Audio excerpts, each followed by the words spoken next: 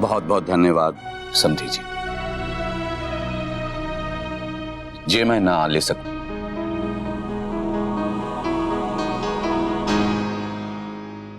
पर दादाजी क्यों?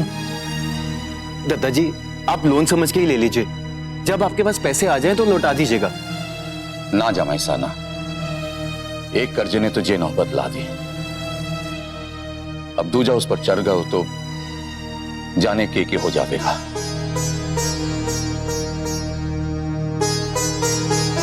मैं अपने थोड़े में ही बहुत खुश हूं, पर कर्जा ना लेंगे। ठीक है, पैसे ना से, लेकिन घर के लिए ना मत बोलिएगा। रश्मि बिटिया के नाम पे जो घर है उसमें तो रह ही सकते हैं आप लोग। दादाजी उसमें तो आपको कोई प्रॉब्लम नहीं होनी चाहिए ना। बेटी के घर से कुछ लो, जे मन ने स्वीकारना है।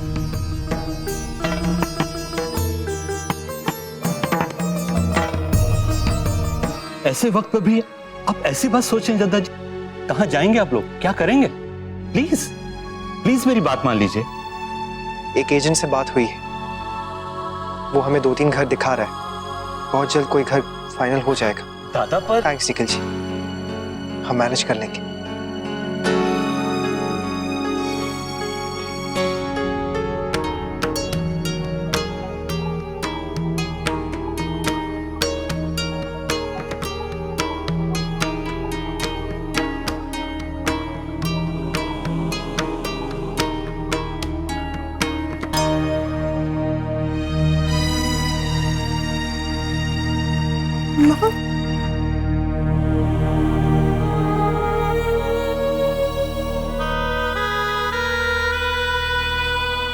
ना कुछ हो गया और आपने किसी को कुछ नहीं बताया।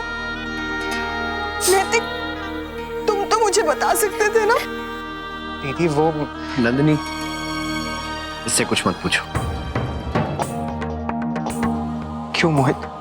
मैं बस नैतिक, मैंने कहा ना, मुझसे बात मत कर।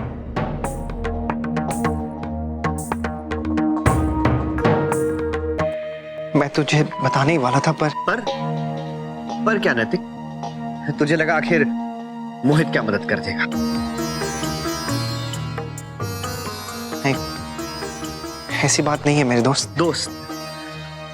दोस्त हूं मैं तेरा, दोस्त मानता है मुझे। अगर दोस्त मानता होता ना नैतिक, तो ये बात तूने मुझसे छुपाई ना होती। बचपन की दोस्ती है ना अपनी। आफ्टर ऑल तेरा ईगो बीच में आ ही गया ना।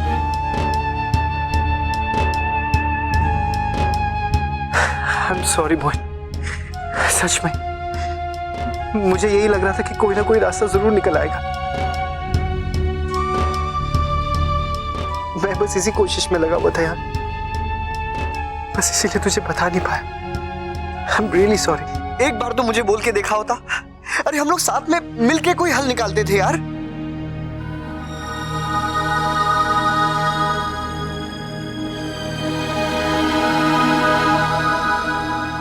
दीदी, आप दोनों प्लीज ऐसे मत रोइए, नहीं तो माँ और भाभी माँ की भी हिम्मत टूट जाएगी। मुझे एक बात समझ में नहीं आती, जब हम सब लोग मदद करने के लिए तैयार हैं तो फिर आप लोग, अगर रिश्तेदार और दोस्त मदद नहीं करेंगे तो कौन करेगा?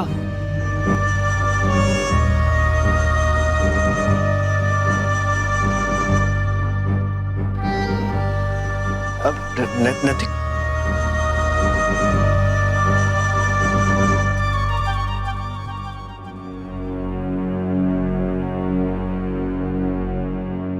छोड़ा बेटा वर्षा को? जी माँ, छोड़ आया हूँ। कैसी तबीयत है उसकी माता जी की? काफी कमजोर लग रही थी। हे भगवान, हर तरफ परेशानी ही परेशान। एक तरफ अक्षरा परेशान है और अब वर्षा भी। जी एक बात बताइए, बेटी को मदद देने में क्या हिचक है? शौर्य की माँ, ये हिचक नहीं है, ये दद्दा जी के आत्मसम्मान की बात है। जी वो तो मैं समझती हूँ, मैं मानती हूँ इस बात को, लेकिन कुछ तो करना पड़ेगा ना। आज घर खाली करना है उन्हें। भाऊजी, मैं तो कहता हूँ कि हम खुद जाके बैंक में पैसे जमा करवा देते हैं। दादाजी की डांट मैं खा लूं। नहीं शौर्य, हम नहीं चाहते कि दद्दा जी के आत्मसम्मान को किसी भी तरह कोई भी ठेस पहुंचे। जी मैं मानती हूँ आप जो कह रहे हैं वो बिल्कुल सही है, लेकिन ये भी तो सोचिए कि वो लोग जाएंगे कहाँ पर। मेरा तो सोच सोच के मन घबरा रहा है। कुछ तो कीजिए ना, कोई रास्ता तो निकालिए।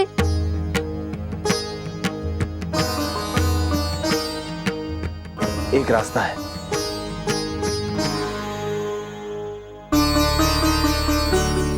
दीदी, रश्मि, ये आप लोगों के कमरे की कुछ चीजें हैं जो कल रात मैं जानती हूँ इस घर से आपकी बहुत सी यादें जुड़ी हैं।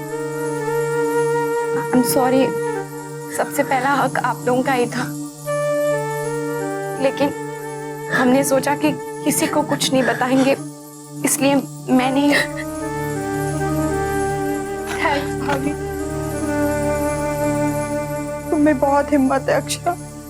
तुम्हारी जगह हम लोग होते तो ऐसा नहीं कर पाते। दीदी बस कीजिए।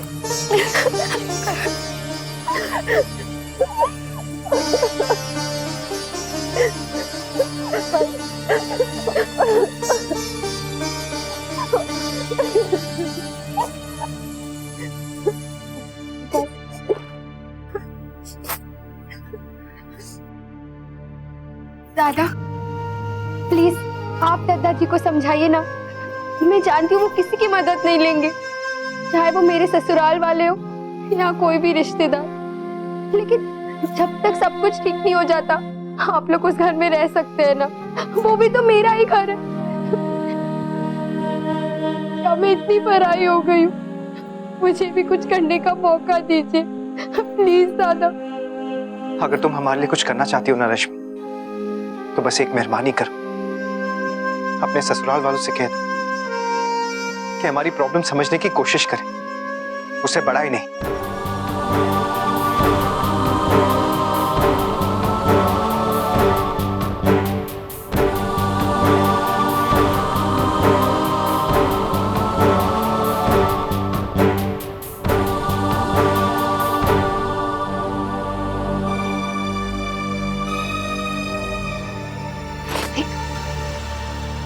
आपने रश्मि से ऐसे क्यों कहा? ऐसे वक्त में अगर आप और मैं होते तो शायद यही करते। उसने तो अपना फर्ज निभाया नैतिक। अगर आपको मदद नहीं लेनी है तो आप मत लीजिए ना, लेकिन ऐसे नाराज क्यों हो रहे हैं? अपने दुख में आप ये भूल गए कि उसे भी उतनी ही तकलीफ हो रही है। नहीं दुख हो रहा है जितना आपको और मुझे हो रहा है। वो भी इस घर से उतनी ही जुड़ी है ना नैतिक, जिस घर में आपने अपना बचपन बिताया हो, छोटी बड़ी खट्टी मीठी यादें जुड़ी हो। उस घर को छोड़ने में कितनी तकलीफ होती है, ये हम लड़कियों से बेहतर और कोई नहीं जान सकता।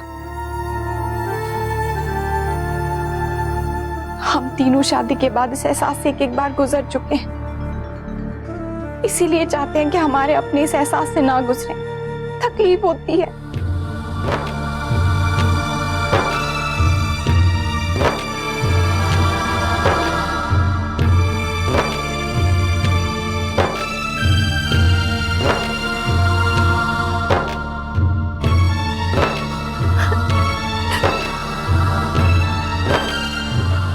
सॉरी रश्मि,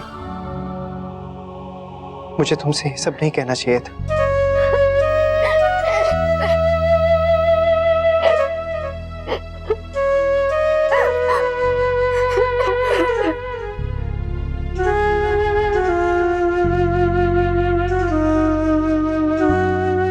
मैं अपनी बहनों का गुनहगार हूं ना, उनकी यादों को संभाल के रख नहीं पाए। मुझे माफ कर दीजिए। ऐसा मत कहो नैतिक, प्लीज। दीदी, रश्मि, आप लोग एक बार अपना कमरा देख लीजिए, कोई जरूरी चीज रह तो नहीं गई।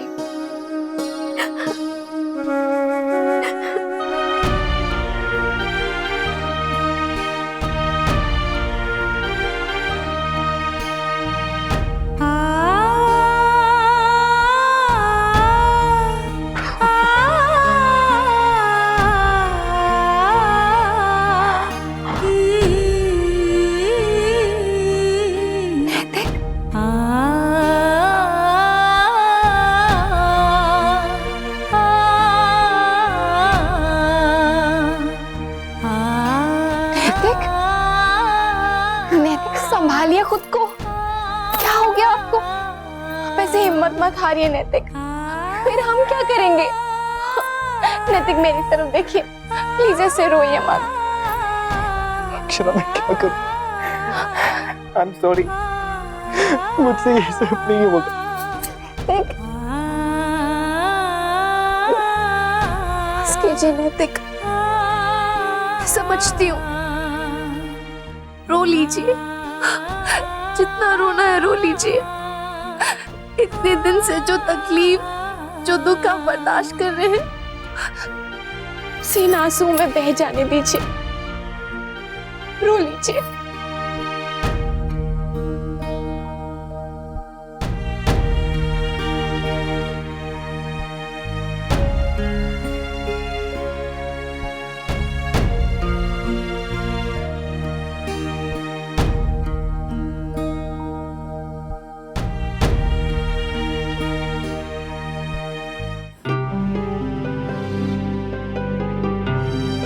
अब हमें आज्ञा दीजिए दादाजी।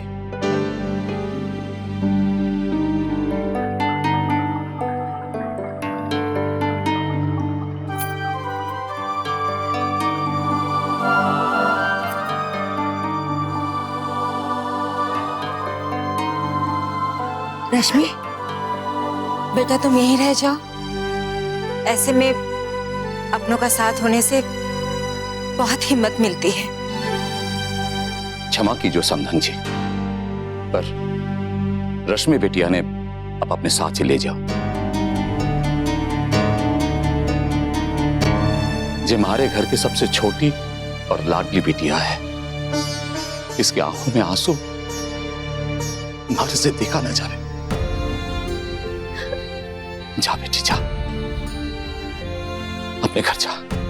नहीं दादाजी, मैं यहीं रुकूंगी। नंदिनी बेटा। नहीं बाबूजी, मैं आप लोगों को छोड़ के कहीं नहीं जाऊंगी, यहीं रहूंगी।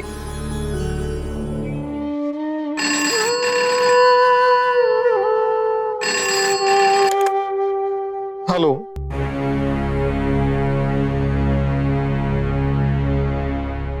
क्या?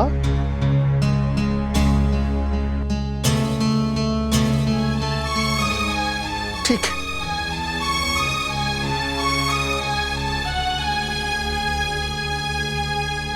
दद्दा जी, जिस घर में हम जाने वाले थे, वो घर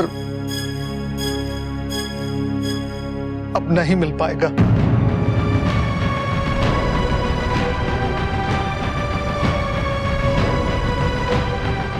क्यों? पुराने किराएदार उस घर को खाली नहीं करना चाहते हैं।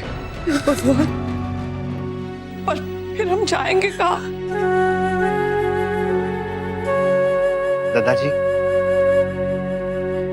अगर आपकी आज्ञा हो तो मैं एक बात कह सकता हूं। दादाजी, आप लोग चाहें तो। ना ना जमाई साहब, मन ने जी बात मंजूर ना है। मैं ऐसी कोई बात कहूंगा भी नहीं जिससे आपके आत्मसम्मान को ठेस पहुंचे। मैं जानता हूं दादाजी कि आप किसी से मदद नहीं लेंगे, और आप प्लीज इसे मदद मत समझिएगा। मैं तो बस छोटा होने के नाते मेरा अपने बड़ों के प्रति जो कर्तव्य है वो तो निभा सकता हूं ना।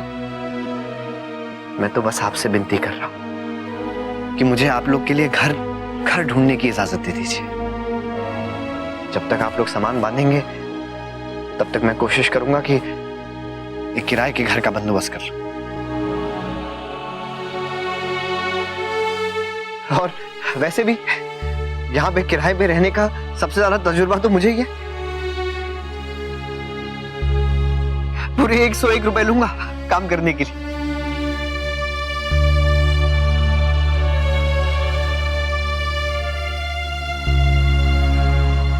101 रुपया बहुत ज्यादा है, मुफ्त में करना है तो करिएगा।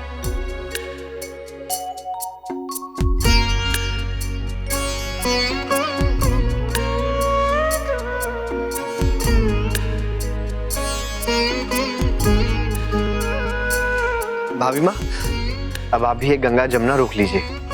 वरना ये सामान ले जाने के लिए ना हमें ट्रक की जगह नाव मंगानी पड़ेगी।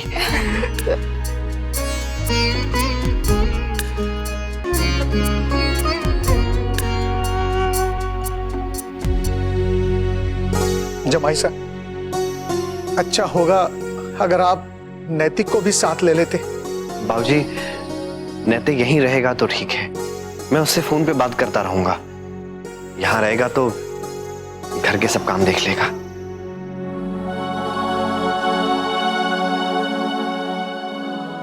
चलिए चलिए।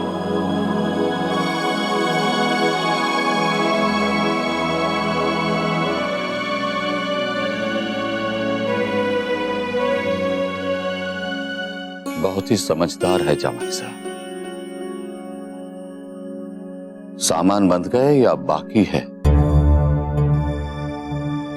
शाम तक का वक्त दिया है सूरी साहब ने।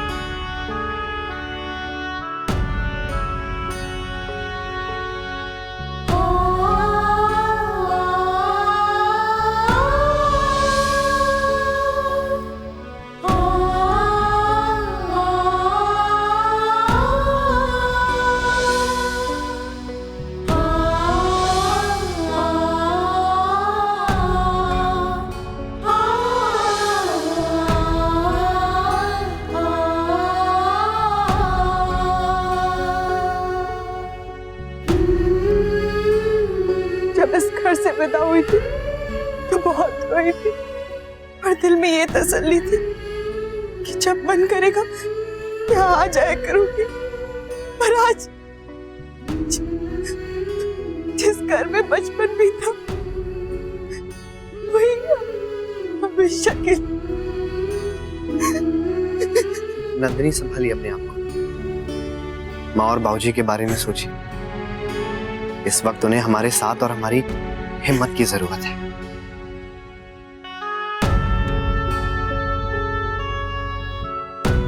एक बात कहूं अक्षरा, आज रश्मि के घर वालों से मिले थे ना, उसके बाद आपके बाबूजी के प्रति मेरी इज्जत और भी बढ़ गई है। हालांकि देवरा अंकल भी मदद ही करना चाह रहे थे, लेकिन दोनों के तरीके में कितना फर्क था।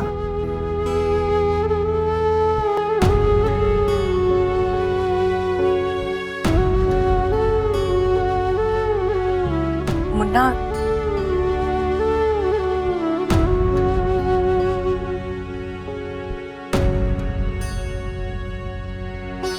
माँ,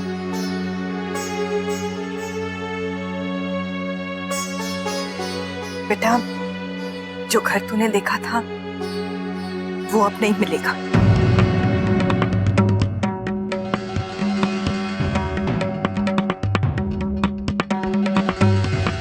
कि माँ ऐसे कैसे? मैं तो नहीं बेटा, मुन्ना, तेरे बाबूजी ने बात की है उनसे बेटा।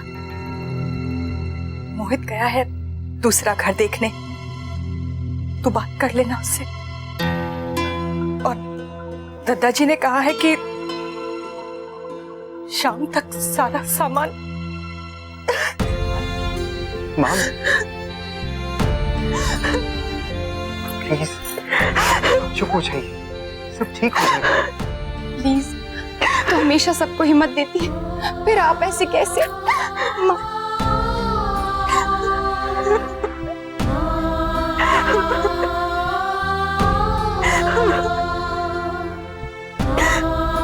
चुप हो जाइए।